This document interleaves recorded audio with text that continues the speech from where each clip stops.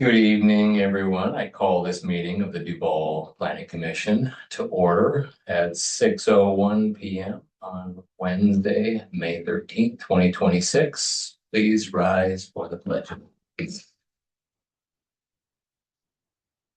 I pledge allegiance to the flag of the United States of America and to the republic for which it stands, one nation, under God, indivisible, with liberty and justice for all. Do something a little bit different here for roll call. I'll just ask you to state your name. Jerry Erickson Brown. Justin Wright. Sarah Taylor. Mala Madalena. Earl Beatty. Maddie Warrington. All right. All right, from its tip. All right, the really first item on tonight's agenda is the approval of the agenda. Is there a motion to approve the agenda as presented? I approve, yeah. Is there a second? I'll second. All those in favor say aye. Aye. Next is the good of the order. Do we have anything to chat about? No. Good. Commissioner Abhijit Srivastava, just showing. All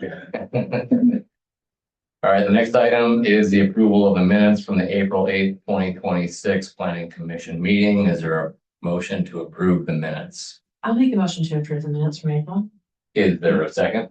Oh, second. All those in favor say aye. Aye. The motion carries. Now we'll move to the city staff announcements. We do. Oh, gotcha.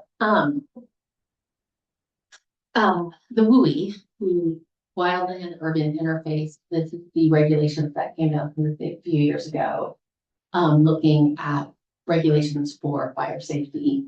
The intention was to have stricter regulations on building materials and defensible space zones around homes to help prevent spread of wildfire and minimize damaged property and to life. The original mapping that came out was done by the state at a very high level without any local input, and it didn't really make a lot of sense. And so there was a lot of feedback from local jurisdictions and inquiries. How did you come to this determination on this mapping, and what can we do to make it better? So after many years of going back and forth and different mapping attempts and getting feedback and actually listening to it, the state has decided to recalculate how they do these risk assessments. It was initially if there was fuel and if there was assets, which is basically the entire state, which is why the original mapping had basically everything in either an interface or intermix zone where these regulations would apply. So they finally took into consideration like the actual risk of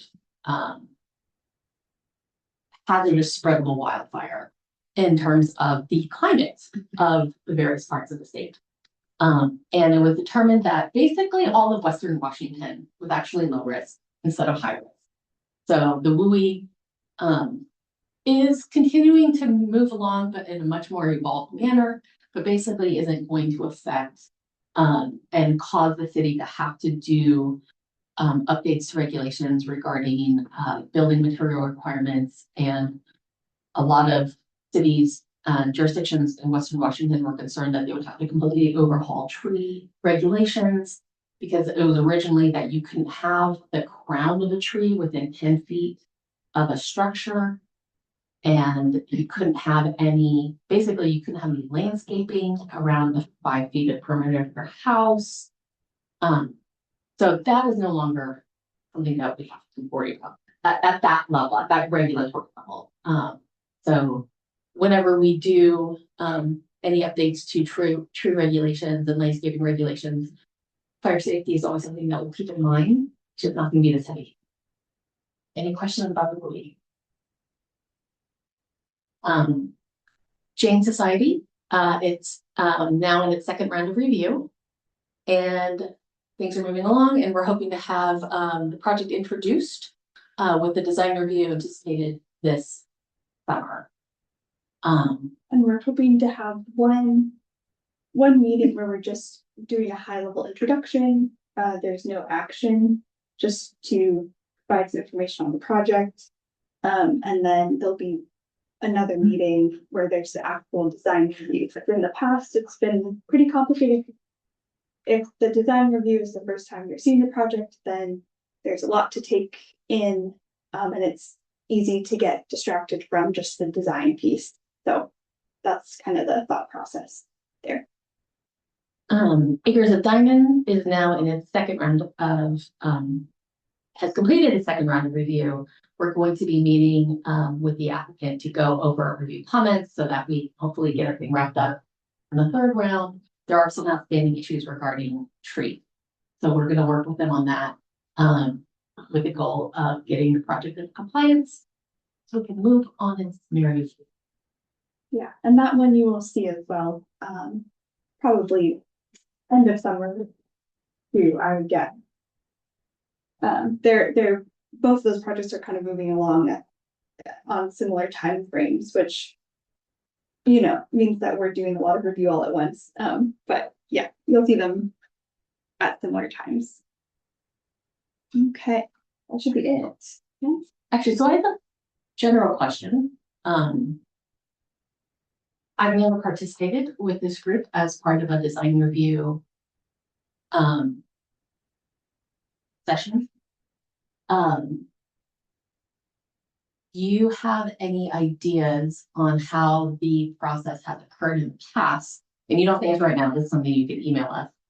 If there's any tools or approaches that might help make those conversations more productive or more focused or more something beneficial. And I will say the majority of this group has never participated. Oh, great, we're having a meeting together. Yeah. Fantastic. So Okay. Sophia, I don't know if you. I was here for the design review for the mosque, but it was my first meeting. So, I have nothing to compare it to. Yeah. Yeah. And Commissioner Chappell, who is not here today, is the one who has more experience with that. Okay. So I am generally of the approach of let's try things, and if we don't like it, or if it doesn't work or whatever, we'll just try something else. And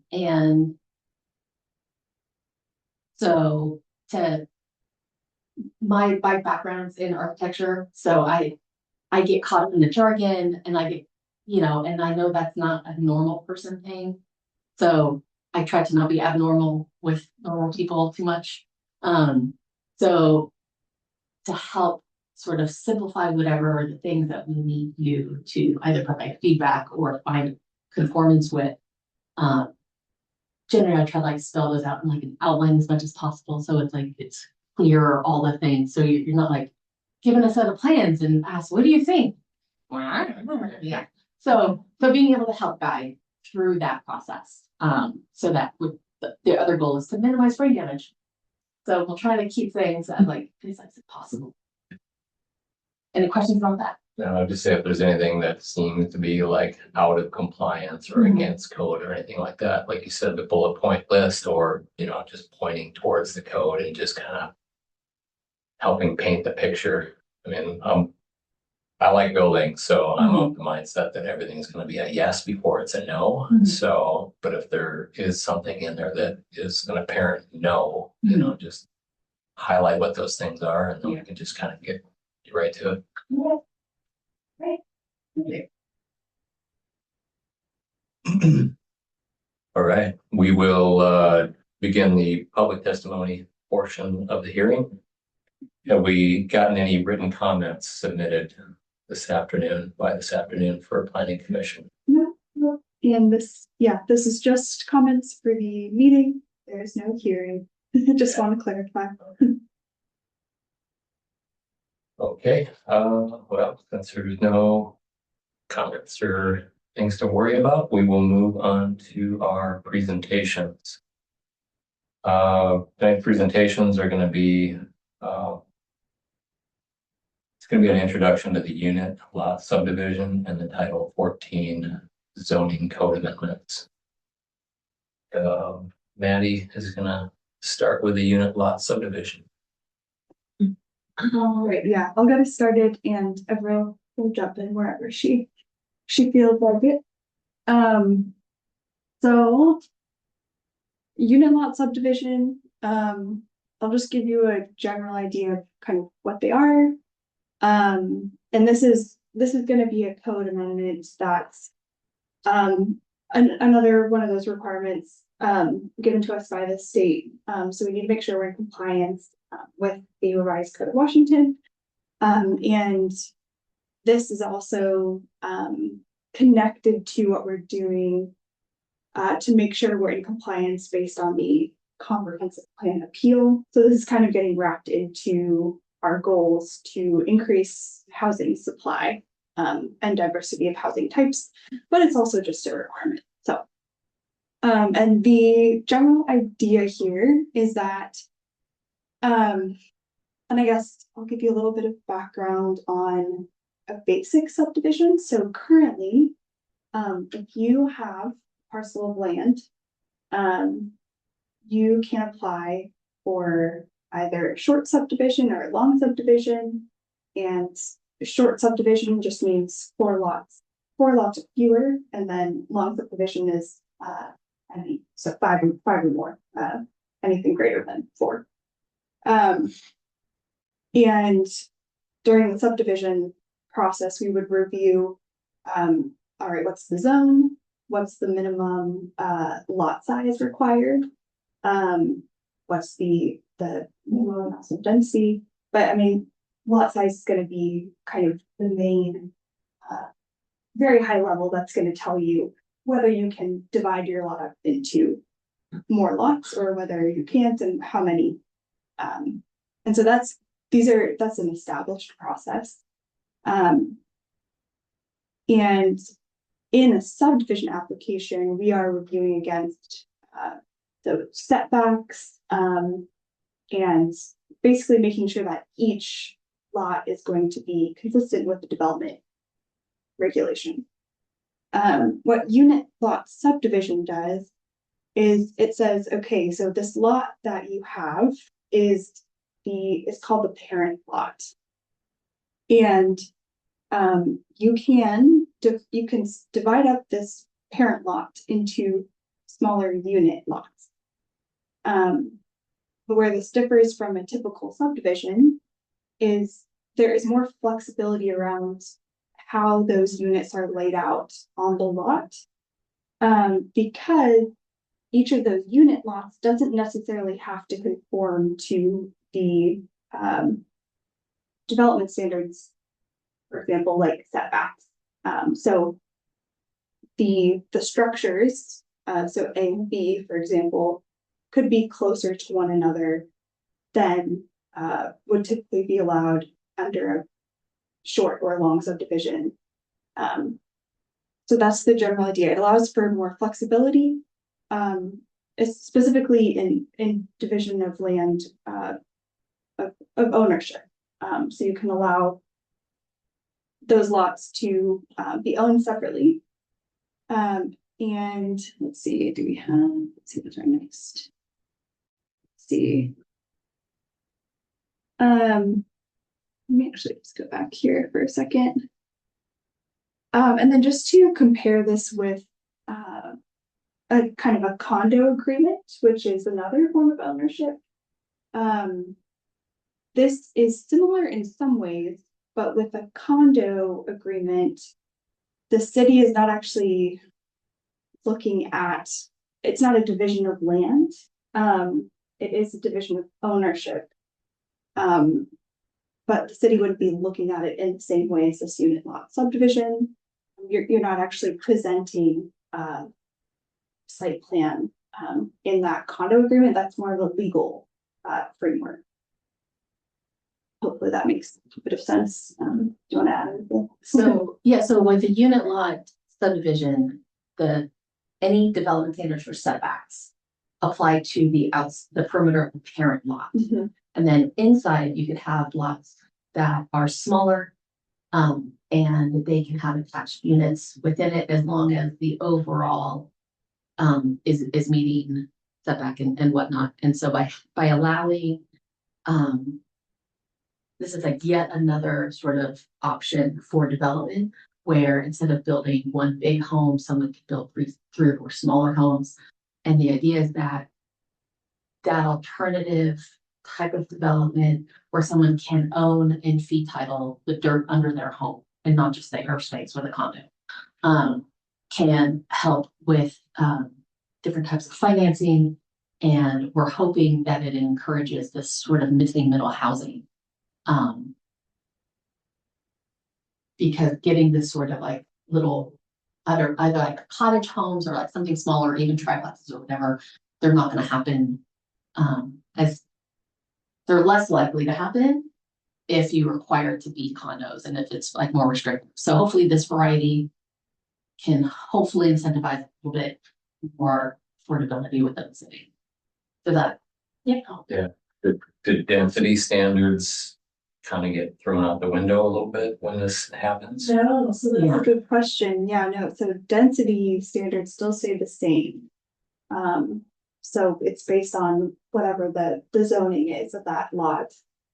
So in that way, a lot of the allowances around number of units stay the same. But yeah, it allows you more flexibility as far as how you're citing. Like, build a condo as a unit lot subdivision and not. It's kind of an either or. You can decide that you want to separate units in ownership either via a typical condo agreement, which is more of a legal option. It's not really going through the city as much as unit lot divisions would be as far as the review process goes.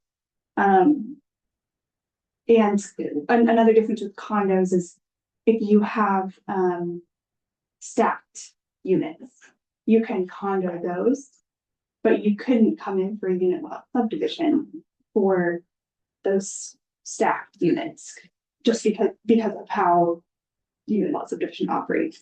Like in this case, A could be a condo, B could be a townhouse, or So in theory, although if someone was to do a small development, it would make sense to make it all the same. So in theory, you could have a parent lot, someone could do a unit lot subdivision within it, and then lots or units A, B, and C could then do an interior or attached ADU. And then in theory, that ADU could be condoized, but that would be like after the unit lot subdivision. So you could end up with like a hybrid, but it wouldn't be like all at once. Like that would be something that somebody could do on their own. There are also you'll appreciate it. There was also construction method differences when you build a condo versus if you have something where you've got a property line and you've got to do fire ratings between units slightly different ways. And so you can't have plumbing going between property lines, like if you're doing sprinkler systems or whatever. So if you build that as a condo, you could have that go from unit to unit. Because the building code applies a little differently. So it just kind of depends on how someone wants to approach building something too. Yeah, and also the difference includes kind of how it's recorded with the county. So with unit lot subdivision, you're actually recording a site plan, showing where the lines are dividing up the parcels, even though it's a unit lot, and there's the parent lot. You're recording something that is showing exactly where these lines are. And I guess my understanding of the condo process would be you're still recording that condo agreements and that kind of framework of ownership, but you don't have that physical plat map in the way that you would have the unit lot division. So that's another difference. But how is this different than just simply saying you can subdivide? Period. So someone could, but then each of these lots would need Oh, to would be conform the subject minimum to- lot sizes. And then each of the Okay. homes within it, yeah. Right. Okay, so yes, as stated before, their requirement for the RCW. Allow for greater flexibility for diversity of housing types. And just to follow up on this, if the city adopts regulations under as part of the Title 14 zoning code changes, to consider allowing more density. So even though it's under the current zoning, as things upzone, then it would be more units that could Yeah. potentially be allowed. And So- we'll talk about that next. Yeah. So that'll give you more of an idea of the zoning changes that are being Yeah. proposed. And that's separate, but yeah, so, Kind of dovetail. you know, it's connected because, of course, ultimately that ends up meaning that the density and the lot size allows it to increase, so. All right. Okay, keep characteristics, are there smaller lots? We jumped around a Bill. lot. See here. Yeah, and so something we're thinking about with this code update is the way that the RCW requirements are laid out. At a minimum, we need to incorporate unit lot subdivision into our short plat standards and review. And so if we're taking that kind of at the and implementing it to the minimum possible, we could say a short plat is 4 lots or less. So that means we're going to say only 4 child lots or fewer can be created as a part of a unit lot subdivision. So that would be the most restrictive. Or on the other end, we could say we're not going to impose a limit per se. We're just going to say, for example, that if you have if you're proposing more than 5 child lot, unit lot subdivision, that maybe that goes through the long subdivision review process. And we could talk more about what the review process would be. But yeah, I guess at a baseline, we're just looking at, do we want to open this up to not put that cap on it? Or do we want to say we're going to be implementing this to the minimum necessary and say 4 or fewer? And one current example in the city that could benefit from unit lot subdivision and kind of increasing that the number of child lots to be greater than 4 would be this lot in this image. And this one's interesting. Kennedy. I think Yes. it's on the valley. Look at it today. Oh, Wait, it's I'm whatever actually the word that has the vet. Yeah, that's. Okay. okay, you're right then. Yeah. Okay, so Valley. Yeah. That's where like wraps around it to the park. Yeah. Yeah. Yeah, actually, I could take a look at it.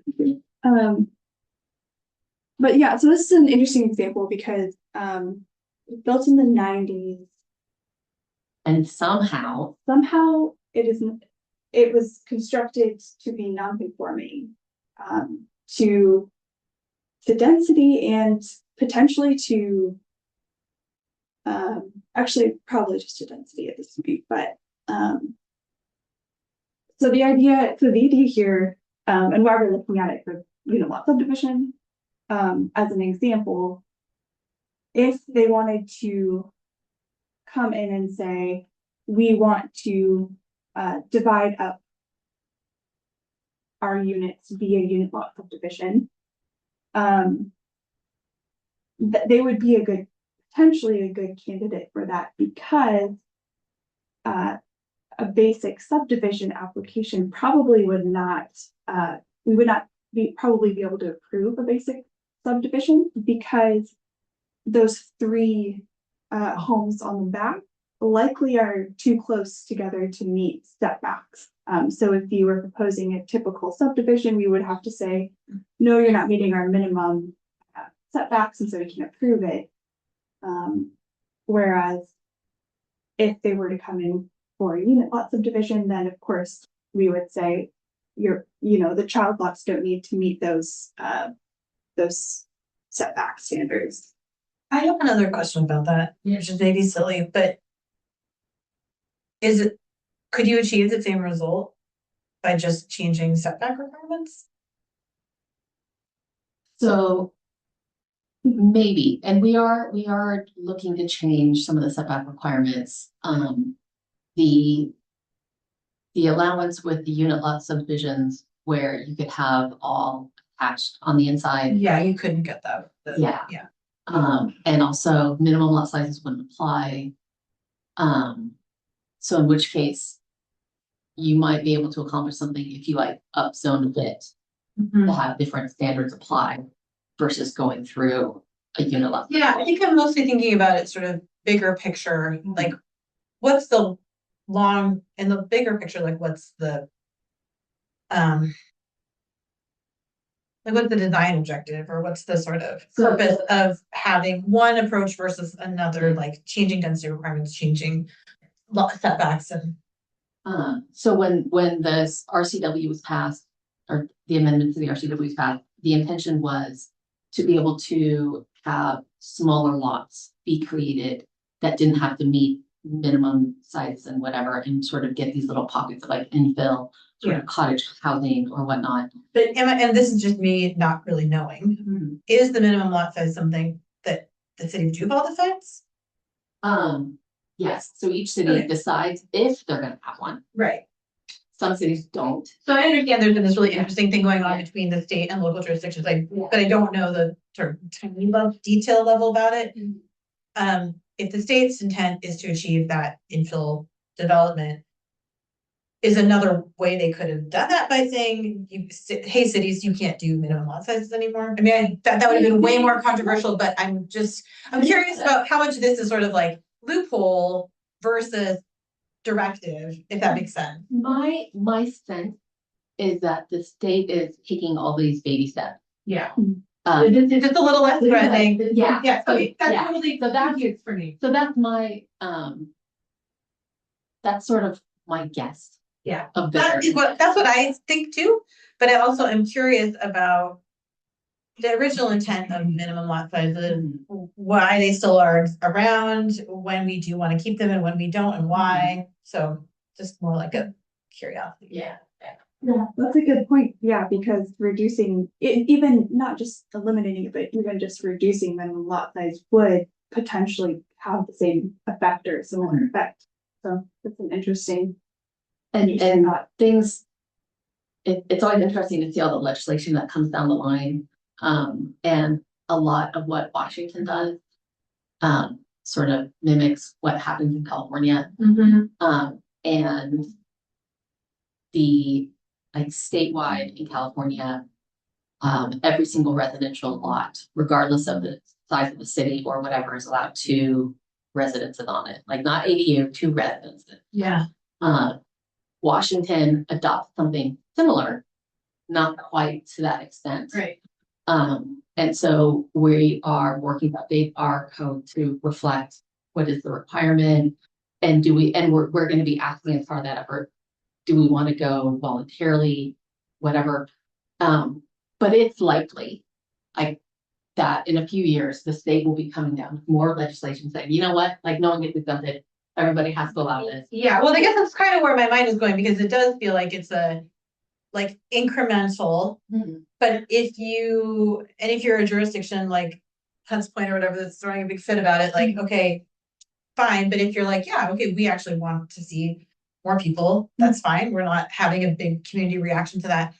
Could you just be like, here's what we anticipate is coming and go further? I love coming to all these meetings and talking about each one at a time. like, where is this going? And what is our response? Yeah, so we can, that's a consideration for council is how much do they want to get ahead of the curve? And if so, by how much? Yeah, and I mean, the updates to Title 14 related to zoning and upzoning are getting at that is in another way too, because you'll see in the next presentation, but I mean, everything is gonna be incrementally increased the next bump Yeah. up the next zone, and then that means that those allowances will increase. Yeah. Yeah. I know there's a lot of sort of this, where does it end, but also like, how much longer do we expect to continue to be a state where people want to move here? It seems like maybe for a long, long time. So are we just gonna keep doing this like leapfrog thing with the state, or could we go bigger all at once? Yeah. Yeah. Okay, I'll stop. Okay, and then next steps, this summer, there'll be discussion with you and with city council. We anticipate in the fall, there will be more robust discussion on amendments, and we'll provide you with the actual redlined code. And actually, this will be a totally new code section. And then by end of year, there'll be a decision that's made on this item. And that's in line with the timelines we have for the other items based on the appeal. All right, any other questions? Okay. All right, and we've got zoning code amendments next.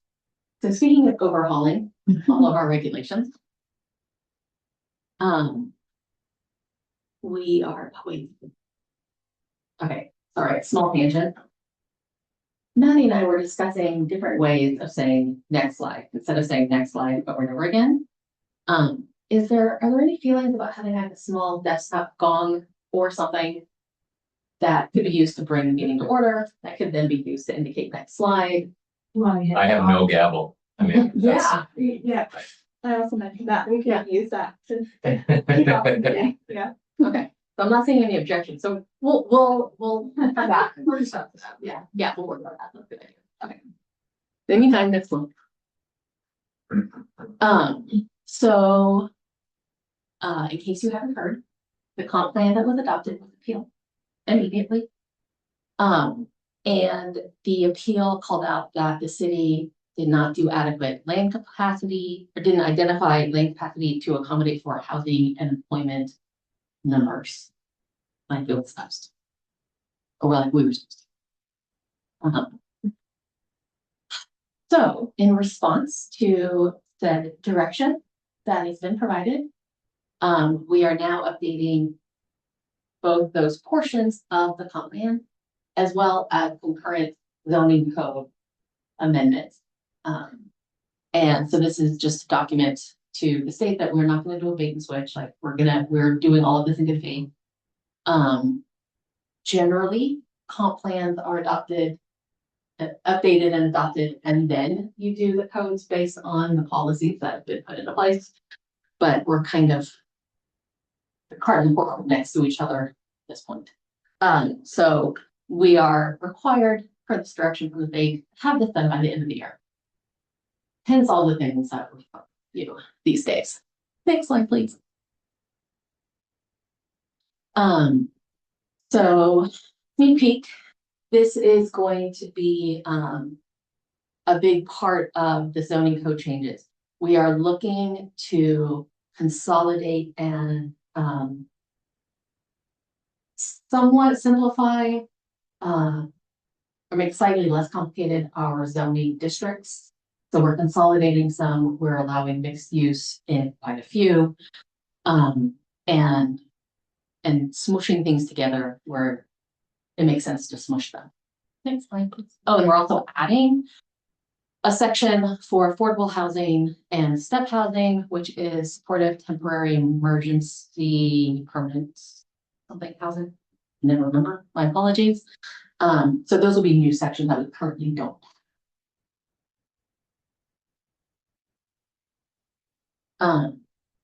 So the overall goal is to increase the housing capacity. And by increasing the density throughout portions of the city, that should accommodate the housing capacity numbers. We're also hoping, and this is part of the unit lot subdivisions, to help support the creation of middle housing, to get those smaller units that are more affordable, and provide that variety, not just for people who are like first-time home buyers, but you know, for people who have like raised their kids and they still have the big 5-bedroom house, they still want to live in Duvall. There's not a lot of options for empty nesters to have something, you know, closer to Main Street, something more walkable, and something that's, you know, not so much effort to maintain or fill with furniture frequently. So we have that. And then we are going to have regulations to help protect the manufactured home parks that are located within the city. Because there currently are not zoning districts.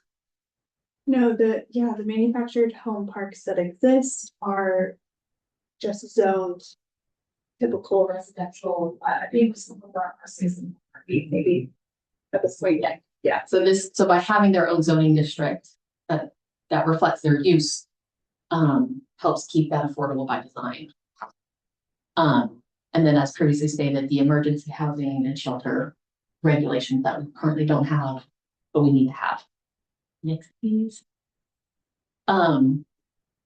This is a lot of words and text. You don't have to memorize this. This is just to sort of get, sort of illustrate more the picture than as a bunch of words, how we're going to have some new zoning districts, how we're getting rid of some zoning districts, and how some are evolving from one type to another.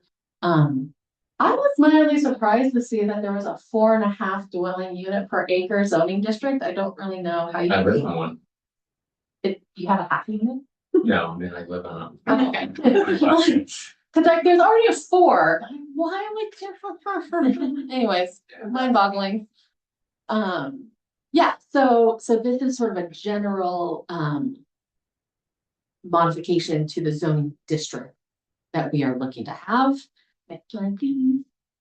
And then in addition to the update to the zoning districts, looking at where in the city can we up zone. So this isn't citywide, but it'll be a decent chunk of the city where trying to indicate like where you're going to have a change to that higher zoning district. And also one thing that is new are some minimum density standards that are going to be put into place that don't exist currently. So now we're going to have a range in which someone builds. So hopefully someone doesn't come in and like buys a large property. There's not a lot of opportunities left to do this, but sometimes there are people who just want to buy back property, they subdivide it and then build 2 monster homes and kind of that's the way for this. Mhm. So Yeah, and actually, if I remember correctly, we do have minimum density standards for some zones, but they will be changing slightly. yeah, In this new.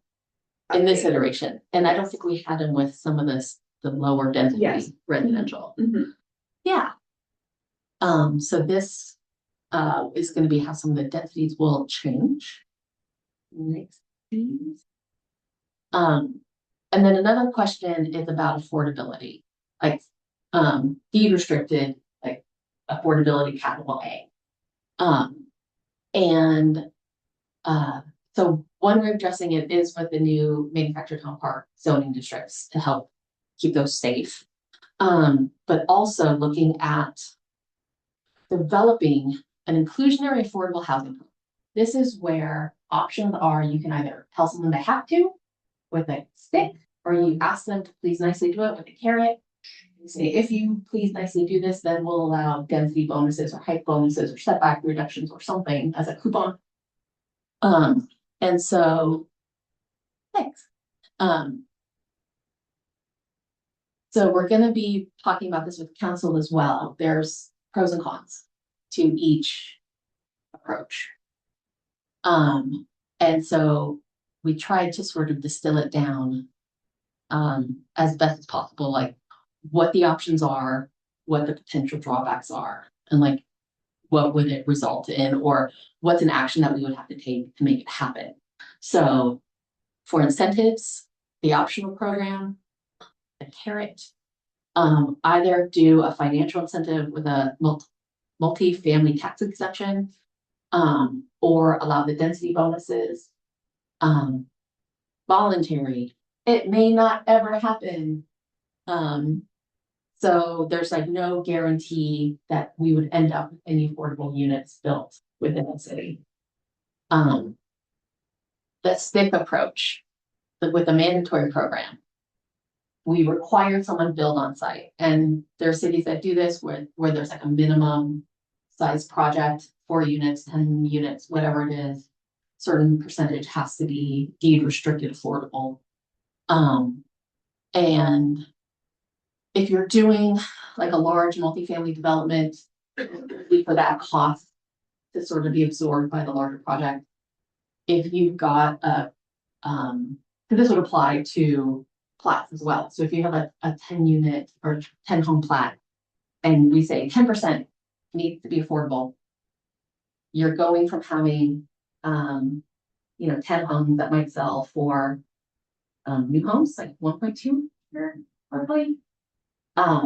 There's like a decent sized profit margin, but then if you have to calculate to make it affordable at I think it's the 80% level, you basically can't sell that home for more than like $500,000.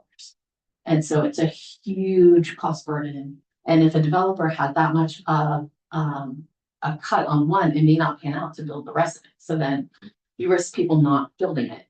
And I've seen this in other cities where people would walk away because it just didn't pencil out.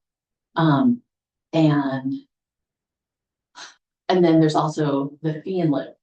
So, hey, instead of building it, pay it per square footage, per unit, or per whatever amount. The challenge with that is someone's got to administer that money. What do you do with it?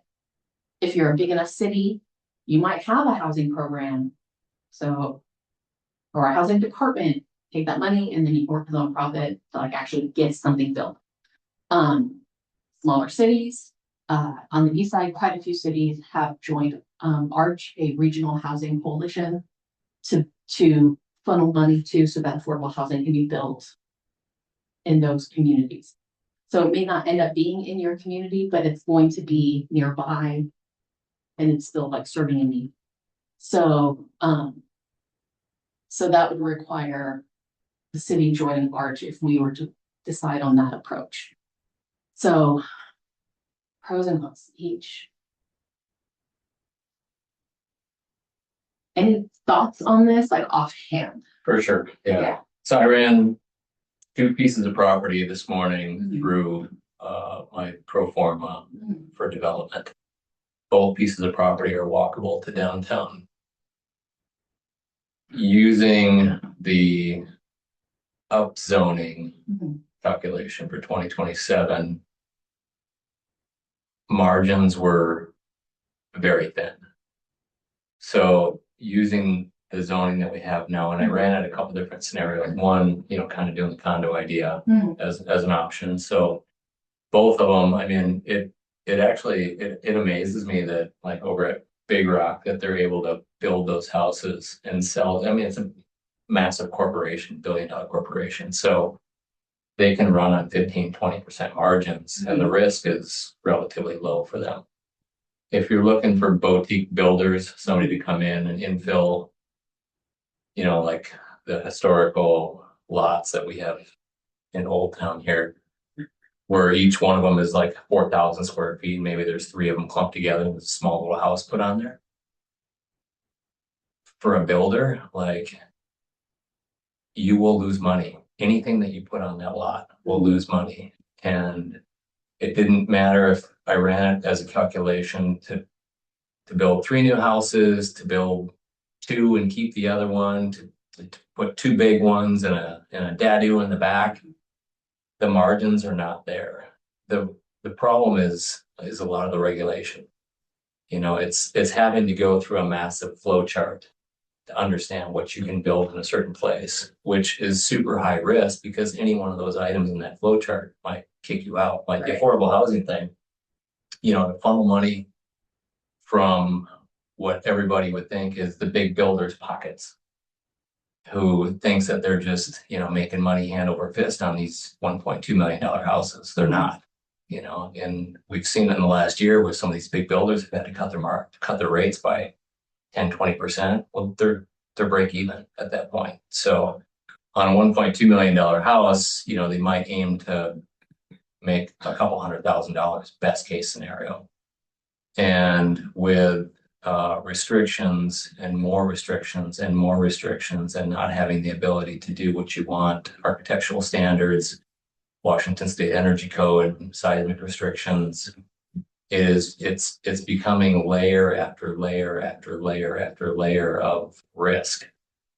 And if we look at, you know, like you said, the zoning got appealed immediately because if anybody thinks that by going from an R4 to an R6 is going to create this massive infill of housing, like construction costs will, you know, if I show you the calculations of construction costs, you still can't do it. So no matter what kind of, you know, you would have to almost double the zoning requirements. And really, like a lot of these small lots here, you know, you go from, if you take a 12,500 square foot lot and you're zoned at R6, and then you go to an R8, you get what, like 0.48 more house on that lot. And, you know, in some cases, that calculation won't even allow you to round up to the next number. So you're still stuck at 1 or maybe 2. You can't go from 2 to 4.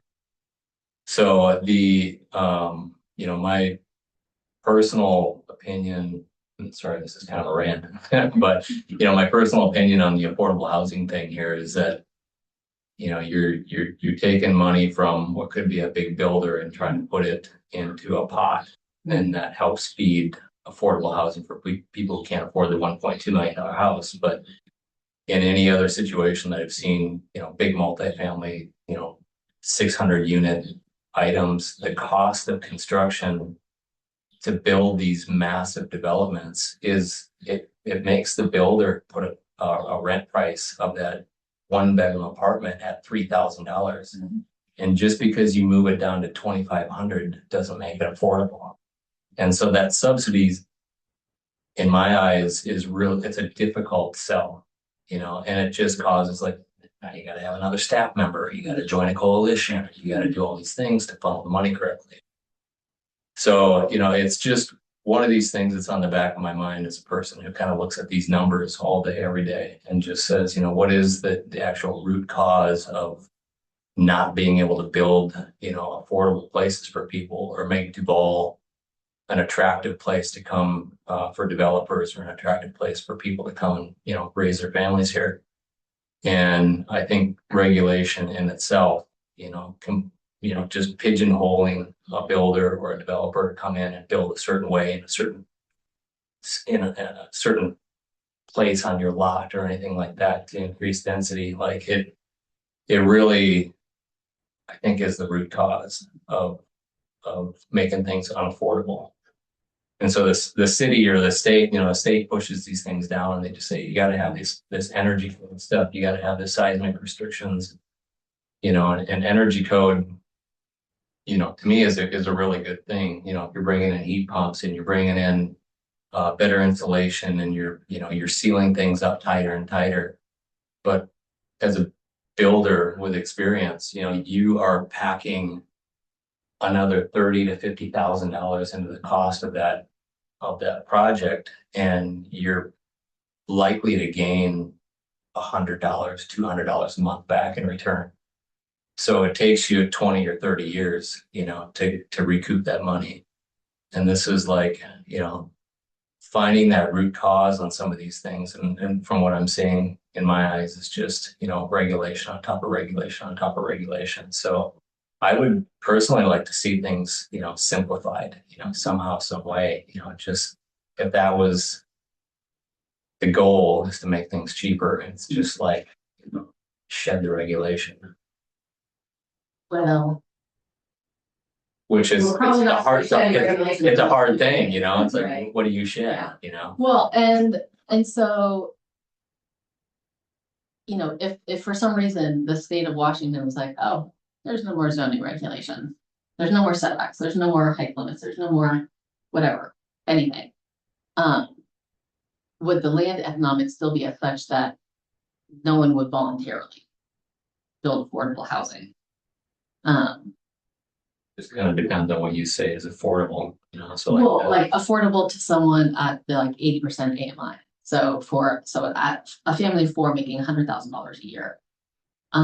That was the numbers that we had looked at where it was, okay, a home would need to be like $500,000 to be affordable to them.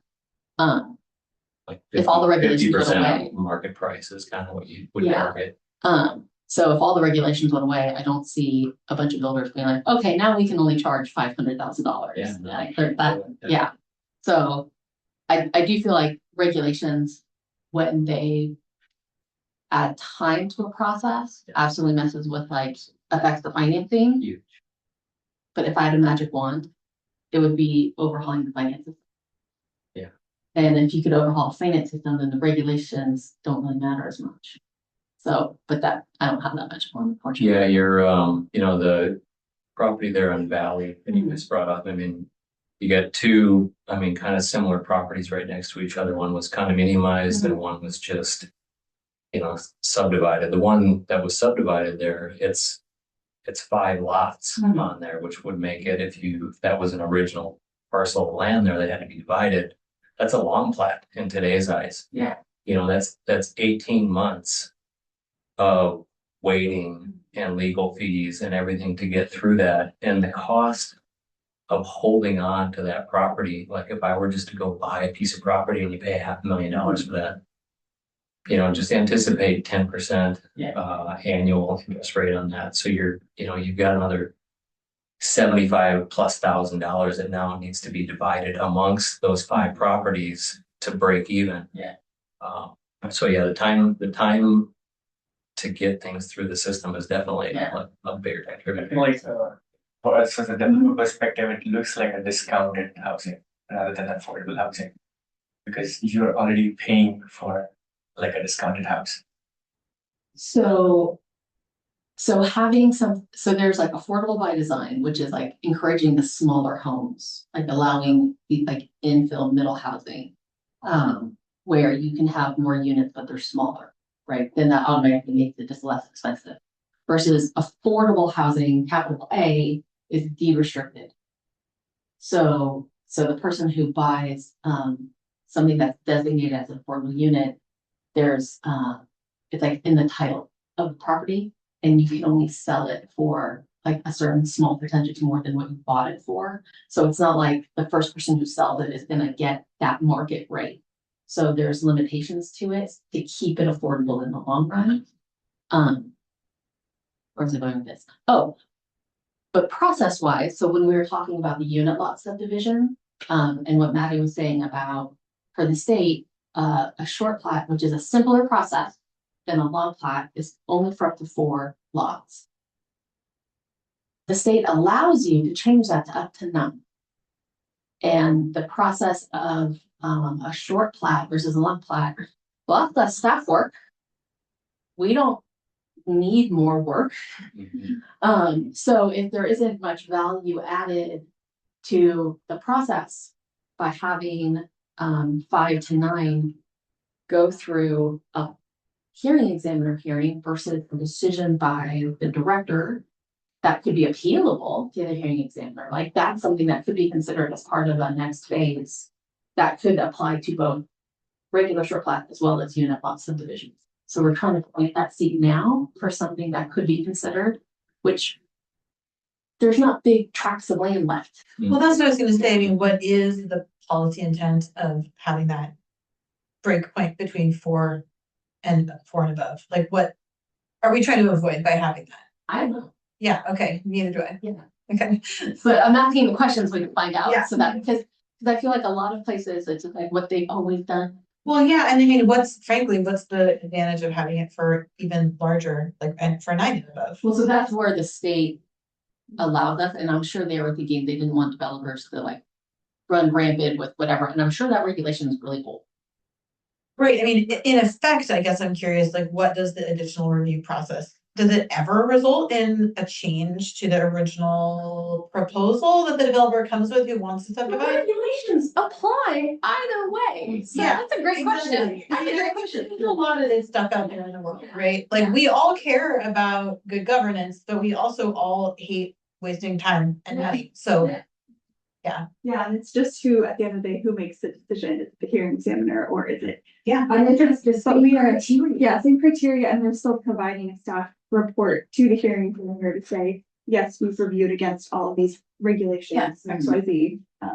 Yeah, let's get it all out of there. So, yeah, so in the coming months, whatever, like after we get through this amount of work, like we're looking at phasing. I want to look at everything new, like what's actually helping make the community better, what is busy work that exists that no one's thought to take out. So be ready. Yeah. Um, From what I found, it's very circumstantial, you know, like one lot could be similar size as another lot. I mean, because we're on a hill, we've got wetlands or critical areas, we got trees, we got all these, you know, topography issues, you know, it's very circumstantial. You look from a plan view, 2 lots might look identical, plan view, same square footage, all that, but it could be drastically different. One could take advantage of code and one could be, you know, unbuildable forever. right. Yeah. And oh, sorry, I'm sort of thinking out the cuff. Because there's so many sensitive environmental areas, environmentally sensitive areas. Right now, those areas are taken out of calculations for density. And we don't have anything to allow, like if someone has something encumbered, could that, if it wasn't encumbered, could that credit go somewhere else? Yeah. So I could transfer development rights. So those are things that the city think about in terms of in order to encourage preservation of those lands, instead of people trying to find exceptions or modifications or whatever, like all their alternative means of getting the growth that we want while protecting those assets to the community. And find a balance between all of them. So that way we're not over regulating, like, you know, something's get some relief when we've got something stronger here, can we be more flexible? So many seeds that I'm trying to plant. That's good. Flexibility is good. Next one. Oh, so this was under the affordability triggers that were part of the discussion.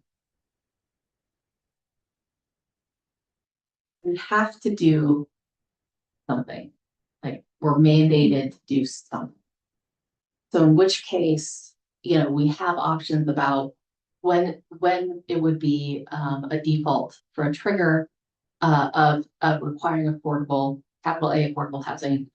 And if we want to have it limited to a certain number of units regardless of zoning district, do we only want to have it in certain zoning districts that are higher density? So these are also things that you know, there's many coins that all have 2 sides to them. So figuring out what feels the most palatable. Yeah, and the default here, we just have the 10 or more units listed as the default because that is currently how our consultant BHC has helped us to draft some language around affordable housing and the requirements. And so I want to say that's based on a couple other cities, but that's just why we're listing 10 or more units as the default, since that's the current language that we're kind of drafting and working with. Yeah, so so cities that have adopted affordable housing regulations, I haven't seen any that have been for more than 10 units. There are some where it's like anything. You either build the unit or you do the in lieu fee. For any number. So that's. Yeah, as Mike said, where they got that 10 or more from. It's becoming a bit of a like industry standard. So more things to consider. Any questions about these options? And you're not being held to anything today. Things Yeah. can move along. And this is within these options, we can still determine whether there'd be fee in lieu, whether there'd be the, carrot or the stick approach. But yeah, this is just when would those requirements apply? Where are Duvall's R20 and R30 zones? Oh, not here. Oops. Or where will they be? That's a great Okay. question. The be a part of the upzoning. Yes, so currently, what is zoned R12 would be R20, and what is zoned R20 would be R30. But I can pull up our zoning map here.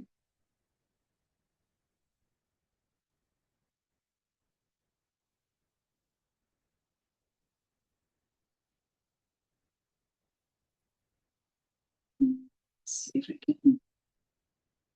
And it's 7, so if you guys want to take a 5-minute break, we can, otherwise we can just keep going.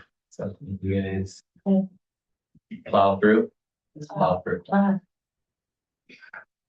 One day we'll have an interactive zoning map that'll be online where you could like search stuff and whatever. Feels fairly archaic to have a PDF, especially one that doesn't have any street names on it. I know, you guys have to be You like, know, you gotta have a map next to you. Yeah, like I am very much still at the beginning of my learning curve of like the street names. And meanwhile, everybody else is like, oh yeah, something in third and da da da. And hold on, I gotta look that up. So, and then they're like, oh, here, I don't know where this is. I'm getting there, but I'm not there yet. Yeah, so the ones in this striped pink are R12, so they would be under our upzoning R12, R20. And then the blue stripes are currently R20 and would be R30. So towards the south end, there's also some up here on the north So it's a end. very limited area. It is, yeah. Okay. And a lot of these areas are already developed, these zones. So that's also something to consider is if some of these areas have been recently developed. And some of them have a lot of critical areas on it. Yeah, then even if we're keeping it to just R20 and R30, for example, then are we actually, getting to that affordable housing as we would like to? Yeah, if there's wetlands or critical areas and all of those, those big zoning areas there, you'll never get it anyway. Right. So it's kind of a point, Yeah. and I know there is. We have more slides.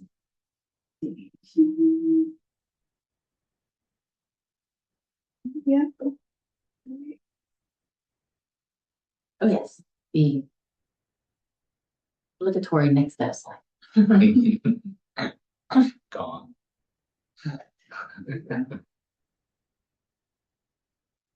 So this is following along, like a lot of with the unit lot subdivision, and we're also gonna have design standard are under in the works and will be coming down the pipeline, and they're all following basically the end of the year to be adopted so that we can be in compliance and not be in trouble with state and more. Any questions?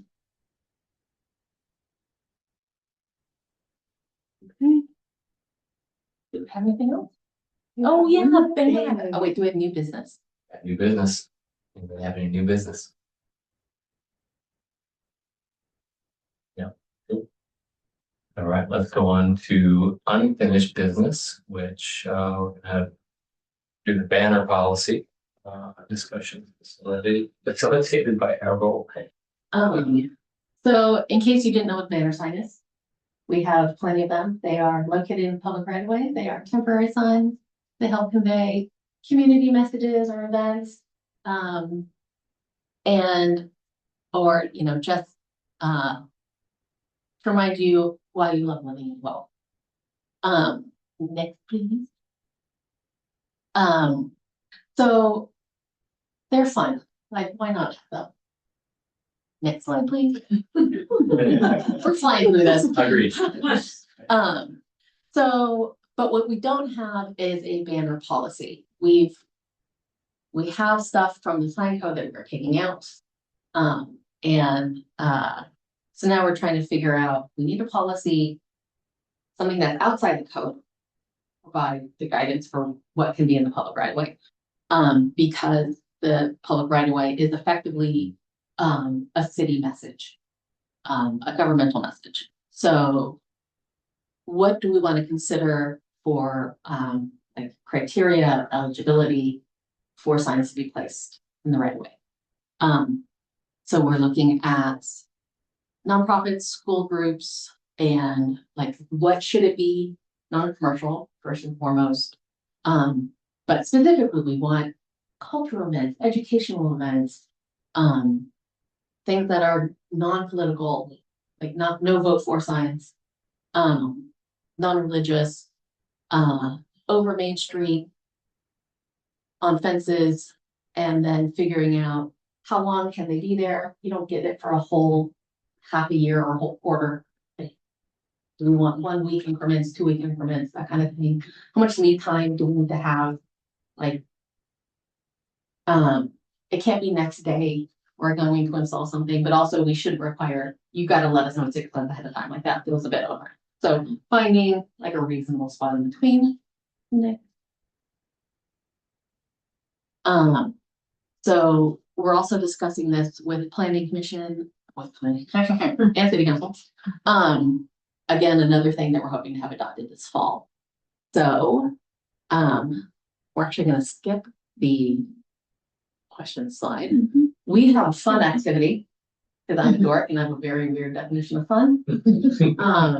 We provided in the packet a matrix showing characteristics from some banner policies from other cities. And we would like your feedback as to which components or which aspects of it you would want in our banner policy. So, we basically want your feedback so that we could fill this in, and then we'll report to city council with what the group would like.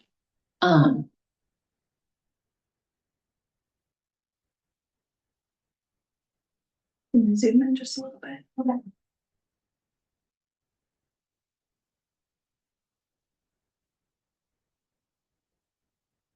Oh, whoops, wrong way. Zoomed. No. Sorry, 1 second. Little slide bar. Yeah. Oh, thank you. I don't think I've ever used that before. Someone who hasn't had a balloon spreadsheet. Yeah. Not yet. So, Not yet. Okay. Oops, sorry. Anyway, so city sponsored, city funded, citywide. These are all they are all different things. So something that, do you want it to be a city sponsored event that's like more formal, the city is involved? City funded, we are giving some amount of money to it, not just saying, yes, we support it. We encourage you to do this.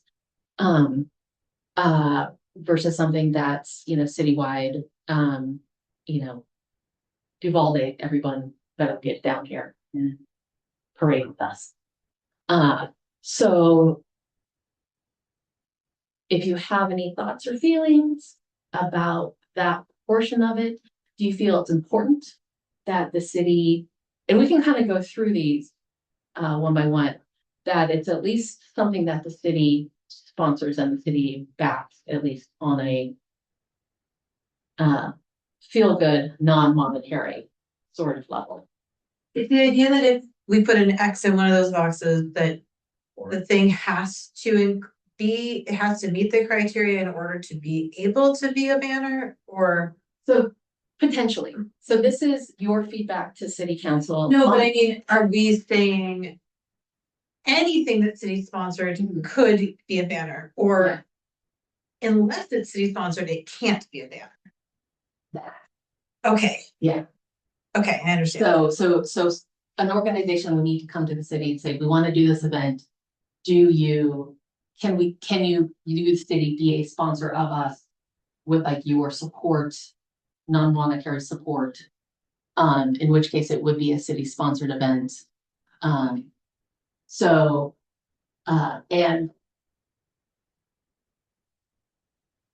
then I've asked the question, like, so then do we have criteria for what we sponsor? And Right, like a nesting doll Situational. here. Yeah. So there would need to be criteria for that as well. But going through the attached policies, they didn't get into that in terms of when they described city sponsored. But they did go into like content in it. What mostly felt like the content was kind of getting at the point of whether something could be city sponsored. It was kind of jumbled. And granted, all of these things are written by humans, so there's always room for improvement. But the intent behind this would be to use this feedback to create a policy, which I would anticipate us, once we have a draft, bring back. Be like, hey, this is what we heard. This is what city council directed. Here's our draft. What do you think? And then, so I'm not anticipating this being the final bite of the apple. And also the policy, then it doesn't have to go through a whole ordinance process to get up there. Anyways, what are your thoughts on city sponsor? I guess it's all, to me, it would all be situational, but I like the city sponsored idea. Or requirement. I feel like if it's in the public view, it should be city sponsored. Yeah.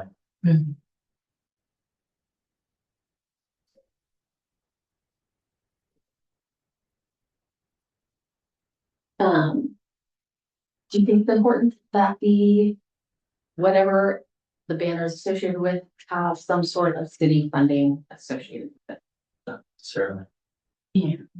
So if there isn't an X in there, that It would means be a requirement. it would not be a requirement. Right. Okay. Yeah. So citywide. Can you give an example of something that wouldn't be citywide? Thing this thing. There was, so what was interesting was like the city of Santa Clara had what felt like to me like the most verbose policy and like some of like the strictest criteria. And so they would refer in their policy to things being citywide. And I think they were trying to indicate that it was, do you mean like geographically or do you mean like population wise?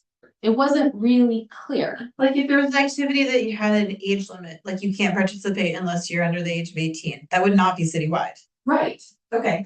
And so That doesn't, I don't think you should. Or for what it's or worth, geographic. I don't know if that part's actually important, like as compared to everything else. So Yeah, let's say no. yeah, that's I fair. And it's Santa Clara geographically big, Duvall. Not Main Yeah. Street. Okay, Or, great. or it's like an event at a specific, like just at Taylor Park citywide event or. Um, For the fact that everyone is invited to participate. Right. I think it's safe just to not have nights there. Yeah, let's not have an Yeah. ask there. Like, it's not clear to us like what's like mean. Yeah. So Yeah, like, that makes but sense, yes, because it's hard. Yeah. And it was also weird that they said that because then they have like maps for where things could be. I'm like, so that's not citywide. Anyway, okay, sorry. Let's move on to content. So across the board, it's a non-commercial message. To me, that's makes sense. And so for non-political, Portland and Santa Clara both specifically stated non-political message. Tumwater didn't really have language to that effect. They just didn't state it. What I didn't do was dig into their sign code to see if they had temporary sign regulations that would have covered political signage otherwise. So I don't know if it was just like, they didn't need to say anything because they already had other regulations that addressed it. But the other two, like, clearly wanted to, like, state it up front, non-commercial, non-political, non-religious, like, and yeah, Tumwaters was not as detailed. Any thought? I think that if something's hanging up over Main Street, it's very important that it is non-political and non-religious. Great. So yeah, let's go ahead and mark those. I have asked a question I have not received the answer to.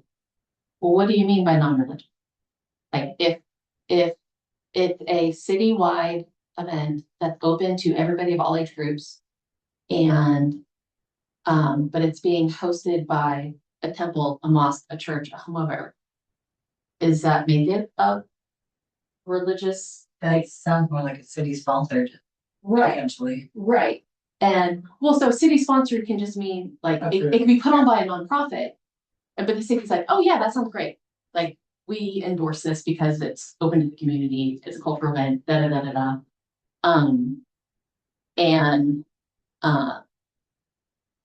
And like maybe it's open to everybody, but it's on a church property, like, you know. I think religious or a religious backing is different than religious or political intent.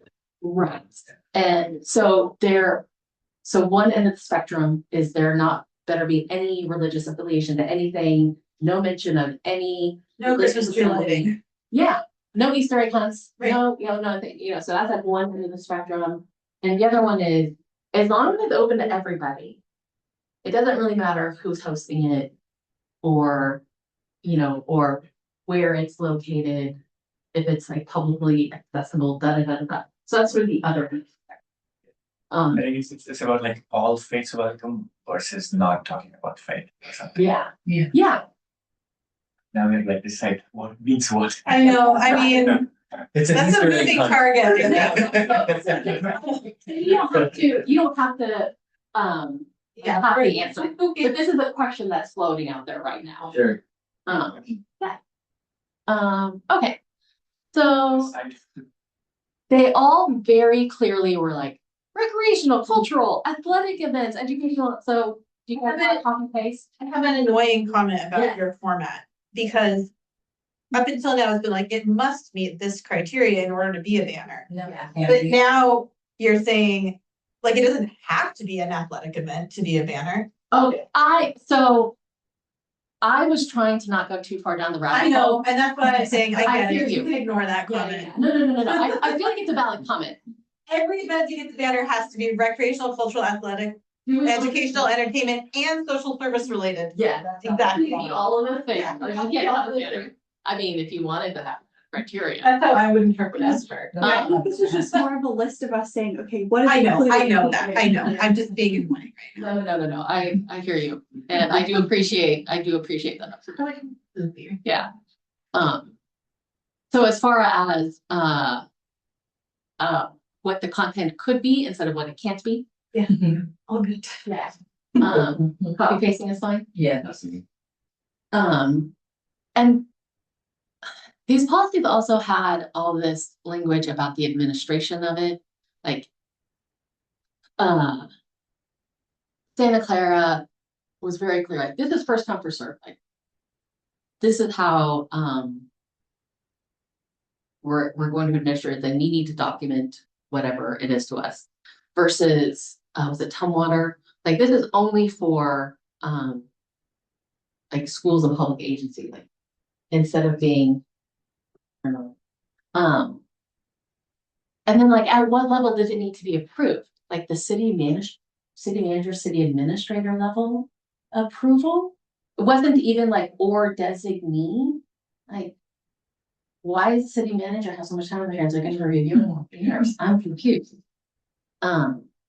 Anyway, so these are things that they spelled out, but the sense that I got from this was that, the only thing I thought was, not the only thing, but what I thought could be good to indicate is the whole first come, first served thing, right? Like, I felt like that's fair. Yeah.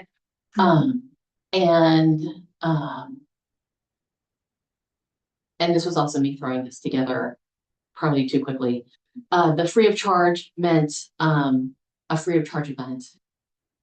Not free of charge to the person putting up the banner. And, or fundraising, for a nonprofit type event. So do you have any? Okay, so the first come, first served sounded good. As far as like the free of charge or something where they are raising money for a nonprofit, what do you guys think about that sort of aspect of it? Just think about some of the events that we have here, like Sandblast or Duvall Days or whatever it might be.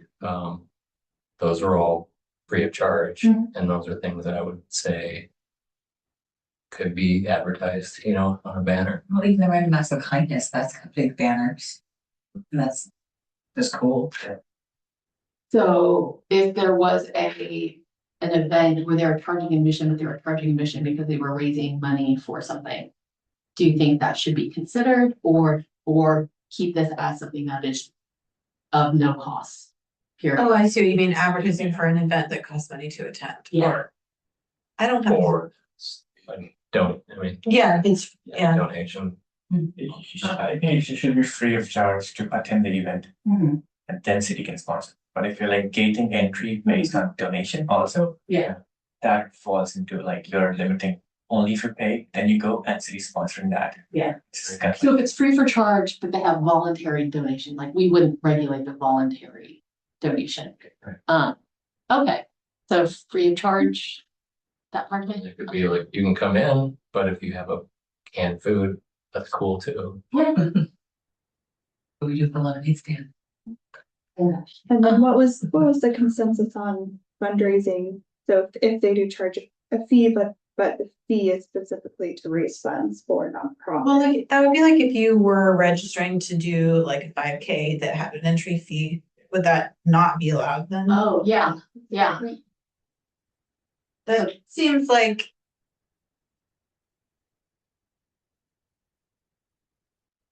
Not the Well, I think intent. that's a good example. So like if there was, 5K that was, or when there's a 5K. Yeah. On the trail. But there isn't a cost to do To it. enter, Yeah. to register. Is that because of that, and it's those generally, Often our fundraisers. well. Okay, so the ones that I have done, They're not always. they're not always. They're not always. And it's like, you can use this as a way for you to raise money for something that you want to donate money to. Cause you tell people, I'm doing a 5K, sponsor me, whatever, and then you can donate that money. But that's not the event, right? The event's not doing it. Sometimes they do. Like there's the breast cancer walks, right? Like that's money going to a nonprofit. But you do have to pay to do it. So I don't know, thoughts?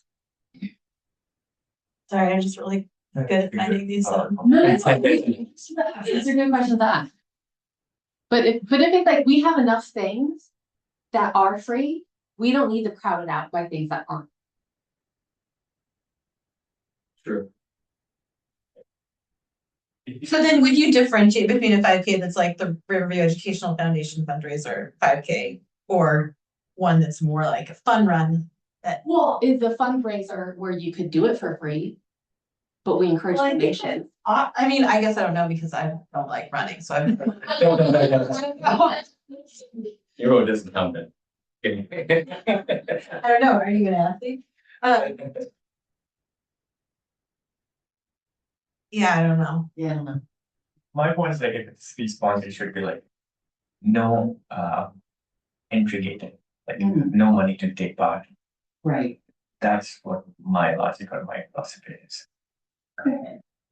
So it sounds like maybe we should leave that I think blank. that would definitely err to the side of safe, Yeah. because otherwise you kind of get into this world of Like parsing what the funding semantics. or. And like having city sponsored, that just opens up.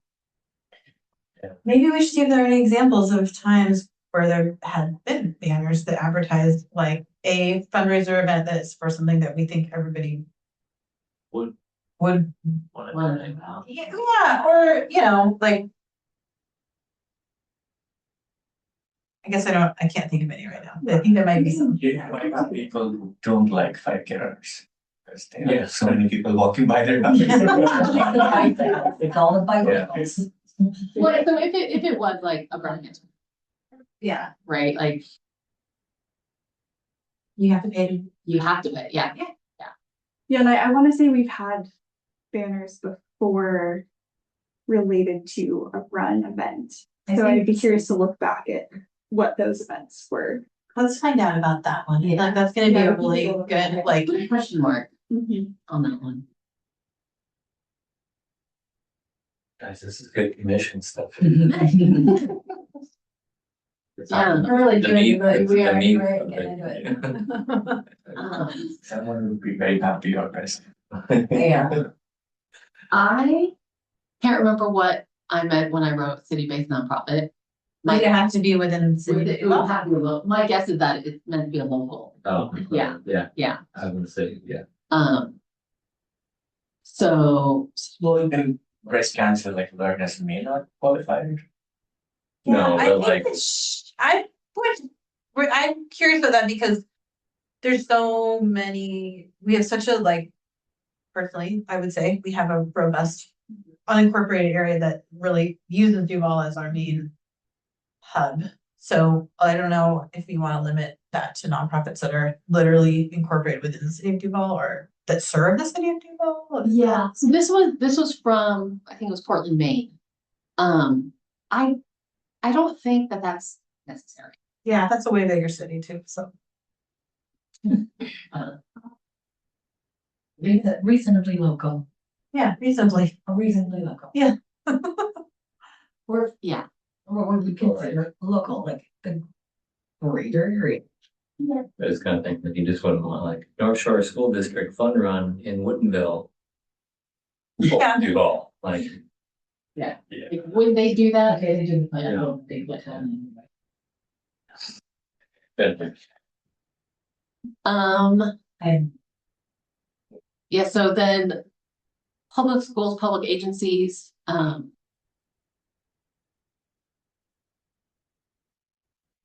didn't do my homework. I don't remember. Anybody have that policy? Yeah. Well, I wonder if I meant for this to be criteria. Or could a public school or public agency Yeah. be allowed to do? Oh, they put it up. Yeah, maybe.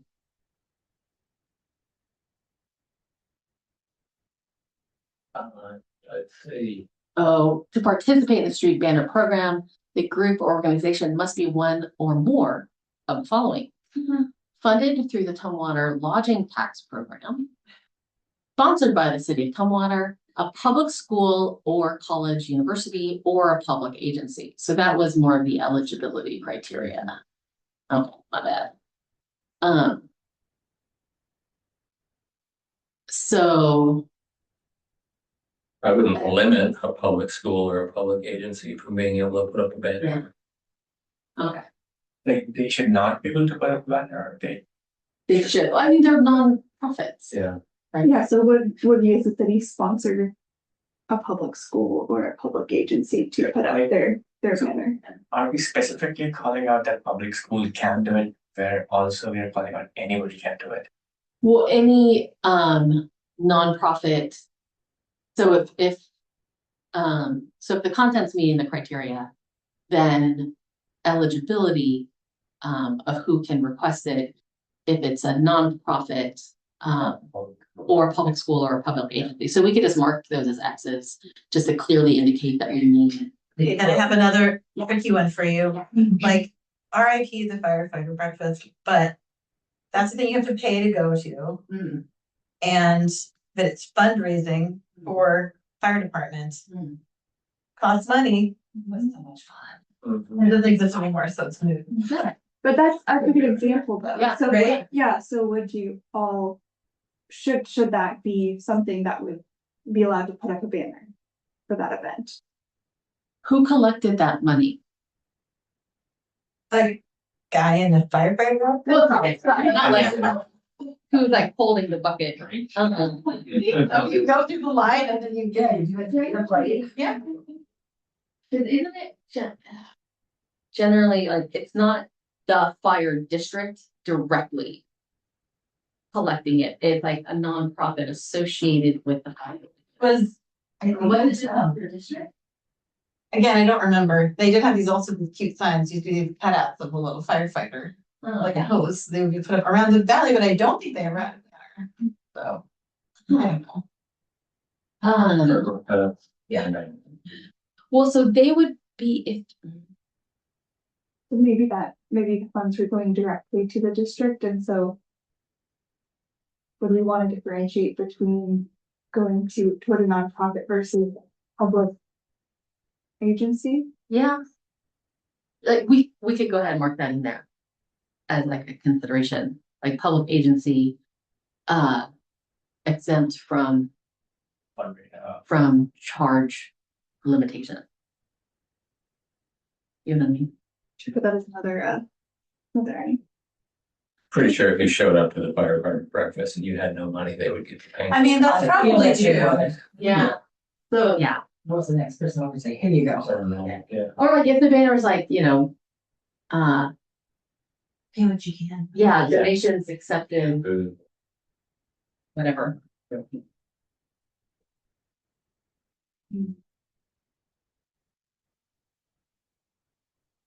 Public agency fundraising.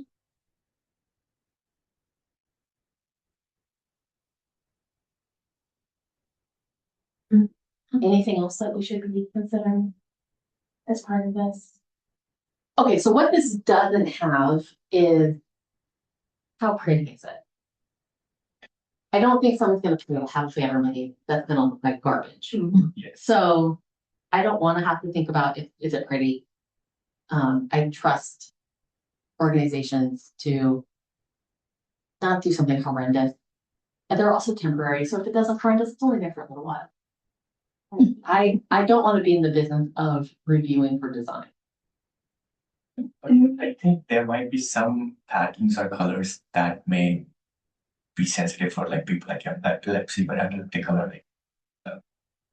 If it's okay, I am not a doctor. My understanding is when colors change quickly or whatever, but if something is stationary or it's a still image, it's shouldn't harm anyone, I think it's a good concern to have. But it's usually if you've got a programmable sign where you have to be much more careful about how the image shifts and its brightness levels and all of that stuff. So there's usually the state departments of transportation have very strict regulations on transition time and all of those things that have to be applied even within cities when you have programmable signs like that. I think my other point was like it should not be too distracting so that people in traffic don't get. How would I address that? According to whom? Yeah. You know what I find distracting? Beautiful trees. And I will say currently, we review for the amount of advertising on signs, so we say. Maximum 25% of the area of the banner can include. Basically like the sponsors, their like logos. And I'm trying to think, I would have to go back and check our sign hook draft to see if that is remaining or not. But that would be the one, that is the one design question that we look at currently, is the amount of logos on the sign that are not related to the actual sponsor. So just for transparency, whatever. When I was at the city of Sammamish, there's banner signs that go up along their main drag. We never. There's no policy. It was, you could book out, like, for up to 2 weeks at a time. Just pick your direction. You drop off. You say, yes, okay. Charge you a nominal fee just to get it installed. You dropped off your sign at the main and operation center. I'll work there, put it out during your allotted time. We knew what the group was, but we never checked anything for anything. I'm not saying that that's how it should be, but there weren't any ever signs where I looked at it and thought that is ugly as sin. So as far as aesthetics go, I'm not really great. So, anything?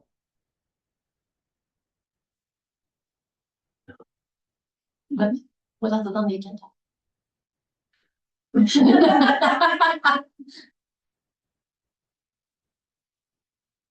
Well, if there is no further business before the commission, this meeting is adjourned Where's your gal? at 7:36. Next planning commission meeting will be May 27th, 2026.